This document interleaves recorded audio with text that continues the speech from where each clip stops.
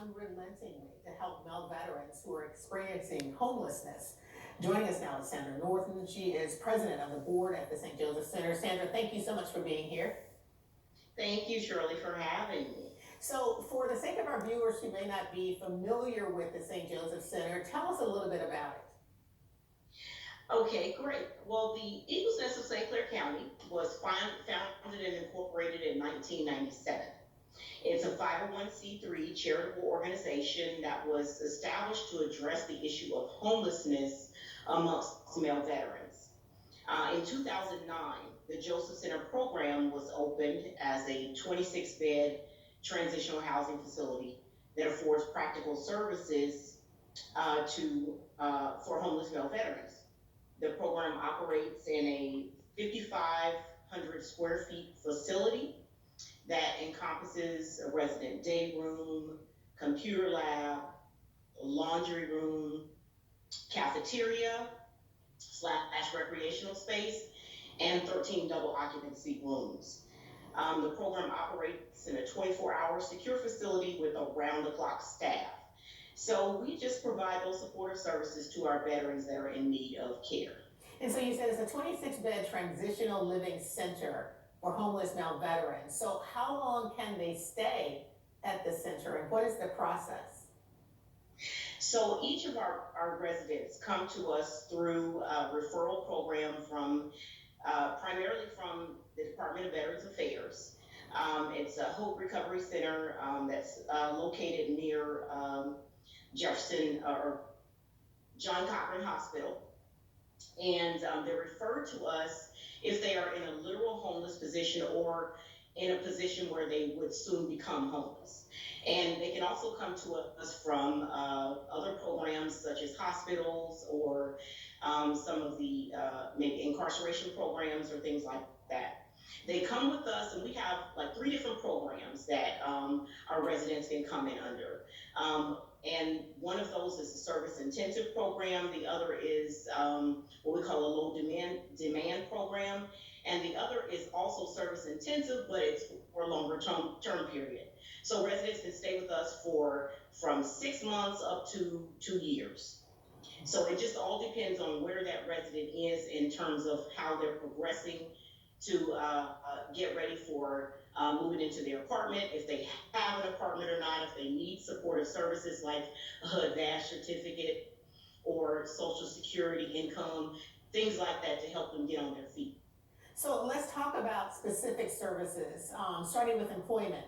Does your organization assist veterans with seeking job employment and securing opportunities?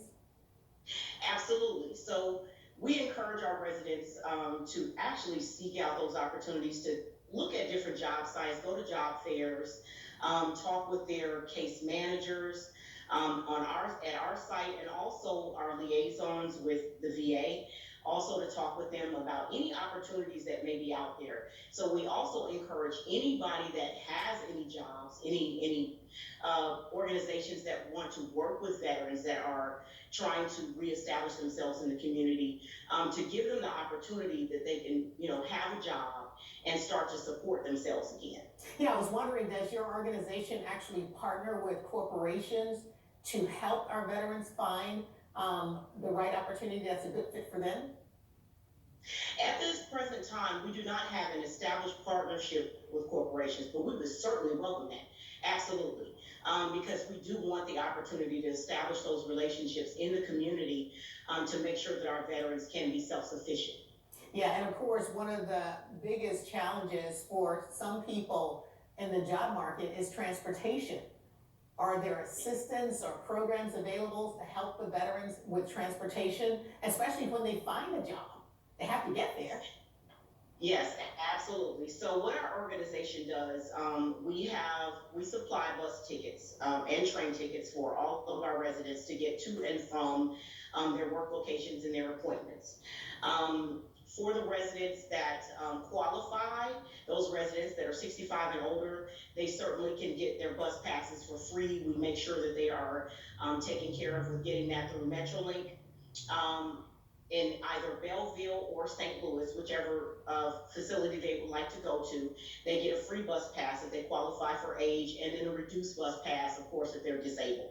But other than that, we provide their bus tickets for transportation to and from events and other services that they need. That is a big help, and I'm sure actually providing services for our veterans who may be experiencing substance abuse or stress management, that is a big help as well. Tell us a little bit about those initiatives. So most of our residents either have some sort of substance abuse issue or mental health issue or combination thereof. Sometimes we do have residents that also just have fallen into, bad circumstances, and they've ended up homeless. So what we do is make sure that the residents that come to us are established in some sort of a treatment program, that they have AA, NACA meetings, they have resiliency training that we're reestablishing again now that COVID is hopefully on the decline, with the Red Cross.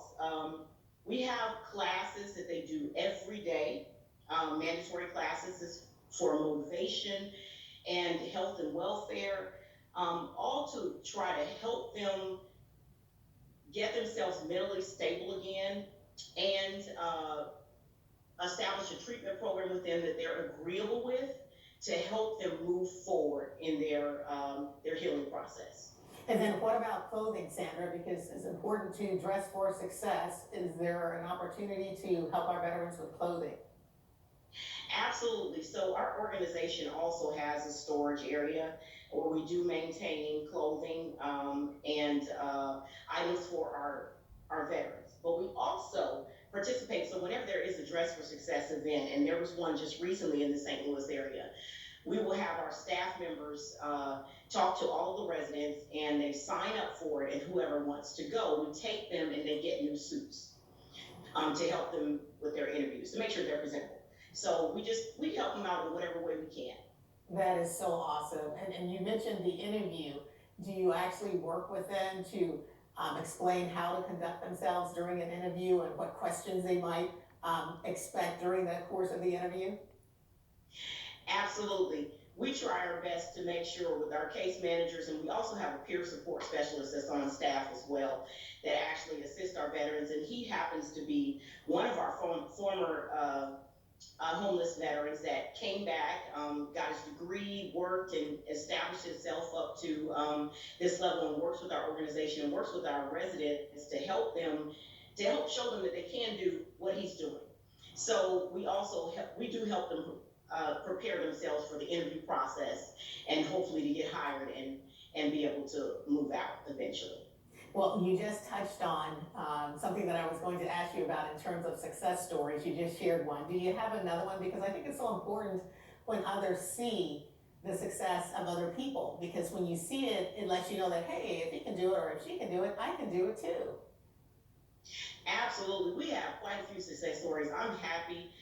We've had gentlemen just the past couple of days that have left and moved into their own apartments and got established with household goods and things of that nature.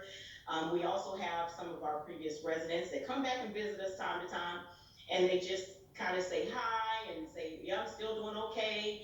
And we talk to them also about coming back and talking to the residents that are there, because nobody else understands these guys' stories other than another guy that's been in their position. So we always want to make sure that they have that support from them as well as other male veterans. And that is awesome, because I think there is power in storytelling.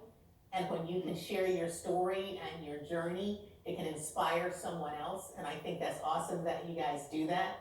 Do you also work with the veterans in terms of goal setting their goals and helping them accomplish their goals?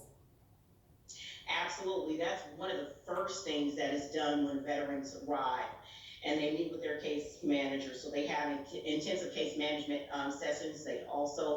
They set behavioral plans, they set goals for when they expect to get a job if they don't have one, how they expect to get income, how they expect to work out taking care of their debt, or any legal issues, whatever it is. They establish those plans and then work towards them, and then there's always a check-in every week to make sure of how the veteran is progressing and if they need additional help or services. Yeah, Sandra, how tough is it right now for our veterans that you are helping, especially in the midst of this pandemic? I would honestly say I believe that our veterans are doing really well.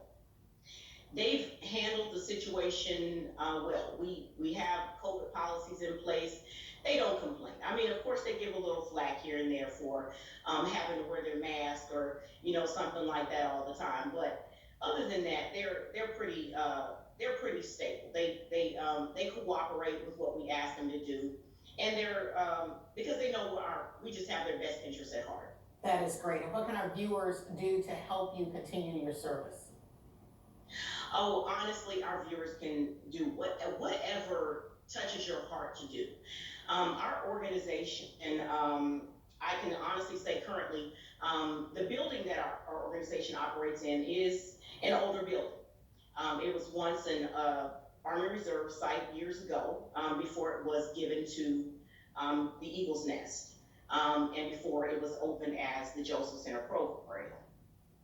And so at this point in time, we have, of course, an over 20-something year roof, and we have an issue with the soil in that area that causes our building to shift, and we've had separations in just our foundation and the exterior walls and the roof.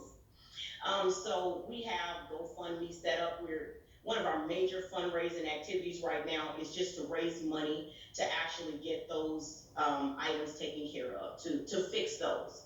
In the meantime, we still, of course, take food items and no clothing at this point because we are full. But we definitely also look for, other than monetary gifts, we look for any way that other male veterans can come and be a part of these guys' transition process, and any organizations that can help them, to give them information that they can use that will help them to just be better citizens. Sandra Northern, President of the Board at the St. Joseph Center, thank you so much for being here, and thank you for your time, and we hope our viewers step up and support you and your organization. Stay with us. We are back in a moment. Thank you so much. Like to entertain outdoors? Visit Suburban.